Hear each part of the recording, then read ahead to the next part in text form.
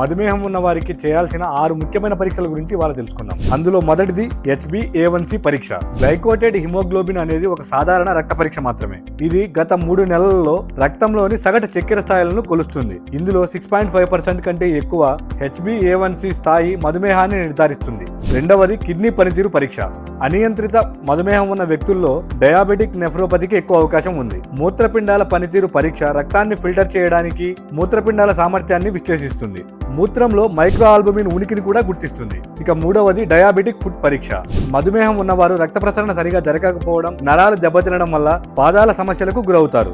ఇన్ఫెక్షన్లు, అల్సర్లు మరియు గాయాలను తనిఖీ చేయడానికి పాదాలను క్రమం తప్పకుండా తనిఖీ చేయడం ముఖ్యం. పాదాలను క్రమం తప్పకుండా పరీక్షించడం చాలా ముఖ్యం. నాలుగవది లిపిడ్ ప్రొఫైల్ పరీక్ష. దీన్ని కొలెస్ట్రాల్ పరీక్ష అని కూడా పిలుస్తారు.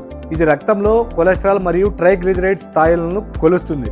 దీర్ఘకాలిక మధుమేహ వ్యాధులను నివారించడానికి నిపుణులు క్రమం తప్పకుండా కొలెస్ట్రాల్ పరీక్షలను నిర్వహిస్తారు. ఐదవది కంటి పరీక్ష. రక్తంలో అధిక చక్కెర స్థాయిలు కంటిలోని రెటినాలను దెబ్బతీస్తాయి. గ్లాకోమా, డయాబెటిక్ రెటినోపతి మరియు ఇతర రెటినా సమస్యల ప్రమాదాన్ని పెంచుతాయి. అటువంటి సమస్యలను గుర్తించడానికి రోజు డైలేటెడ్ కంటి పరీక్షలు చేయించుకోవడం చాలా అవసరం. చివరిది దంత పరీక్ష. మధుమేహం ఉన్న వ్యక్తులు చిగుళ్ళ సమస్యకు ఎక్కువగా గురయ్యే అవకాశం ఉంటుంది. చికిత్స చేయకుండా వదిలేస్తే దంతాల నష్టానికి కూడా దారితీస్తుంది. ప్రతి 6 నెలలకు ఒకసారి దంతాలను పరీక్ష చేయించుకోవడం, క్రమం తప్పకుండా దంతాలను శుభ్రపరచడం వల్ల ఇలాంటి సమస్యలను నివారించవచ్చు.